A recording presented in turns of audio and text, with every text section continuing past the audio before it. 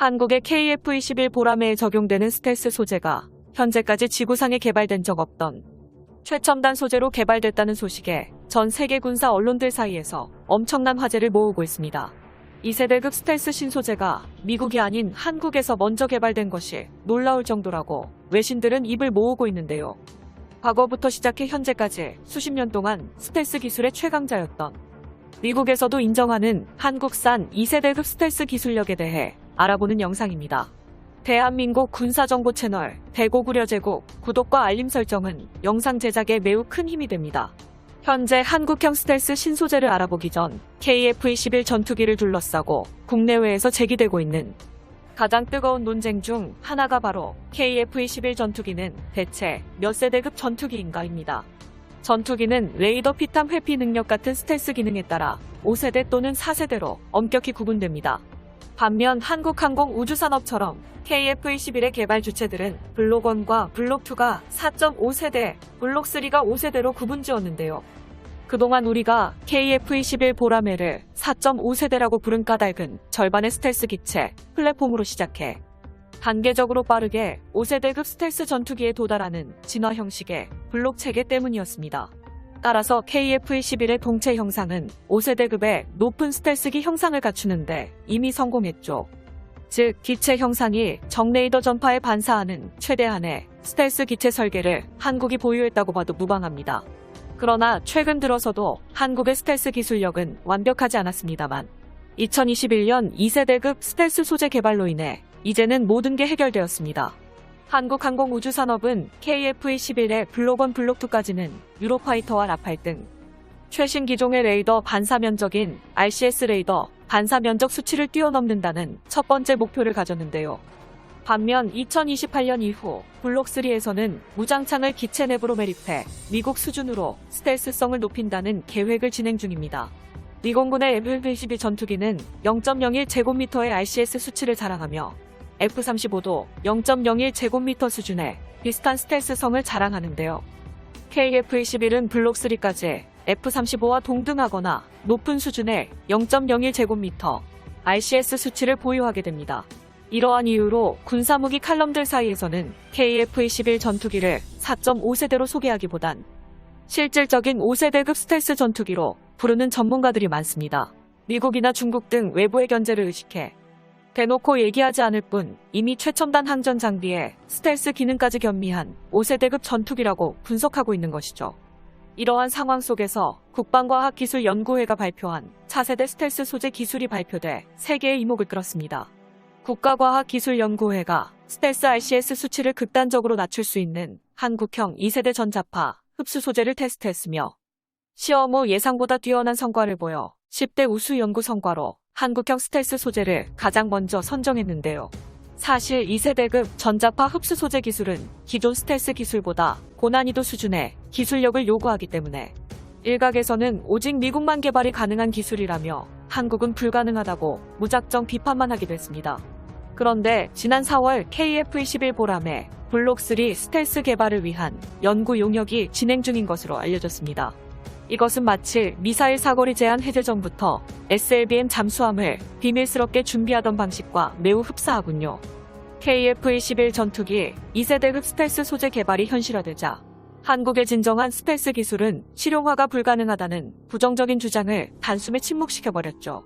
보라매는 2026년까지 공대공 능력을 갖춘 보라매 블록 2를 개발하고 2028년까지 공대지 보장을 겸비한 보라매 블록 1을 개발하는 것이 공식적인 일정이었습니다만 블록 3의 연구 용역이 예상보다 훨씬 빨리 진행된다는 것은 2028년 이후 미국의 F-35 전투기처럼 진정한 5세대 스텔스 전투기나 그 이상의 5.5세대 전투기로 발전할 수 있도록 미리 연구하겠다는 뜻인데요. 여기에는 한국이 이번에 개발한 2세대급 스텔스 소재 개발이 엄청난 영향을 주었습니다. 2세대급 소재 개발 소식이 들려오자마자 국방예산 편성에서는 블록 3 개발이 공식적으로 성사되었고 한국항공우주산업에서도 스텔스기 개발에 자신감을 불어넣었죠.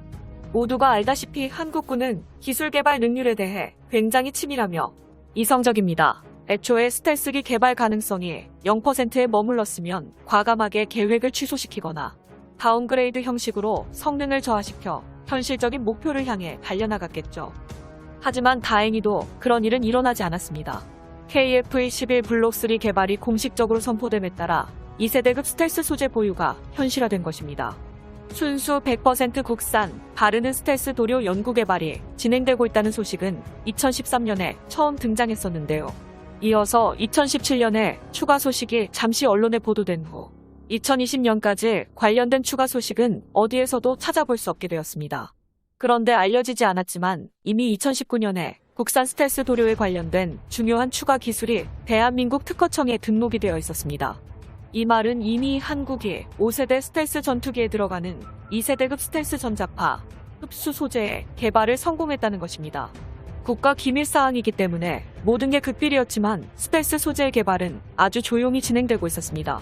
또 여기에는 이 기술은 국가연구개발 사업임을 분명히 명시하고 있습니다. 즉 2세대급 스텔스 전자파 흡수 소재가 대한민국 1급 사항 국가 전략물자라는 중요한 의미입니다. 한국이 개발한 스텔스 소재가 실용화될 경우 KF-21 전투기를 포함한 주요 무기들의 스텔스 성능을 별도의 기술 개발, 성능 개선 등 추가 개량 없이 단순히 칠하는 것이나 코팅만으로 RCS 수치 감소를 대폭 적용시킬 수 있다는 평가를 받고 있습니다.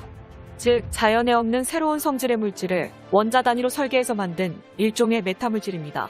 이러한 메타물질 소재가 잠수함에서도 이용될 수 있게끔 개량되어 개발된 것도 있죠.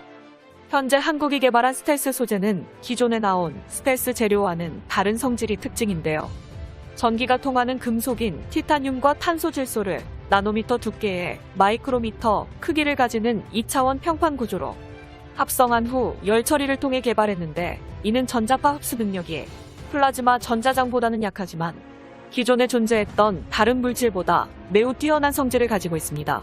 따라서 잉크나 페인트처럼 KF-21 전투기의 기체에 도포하거나 코팅하는 형태로 사용할 수 있죠.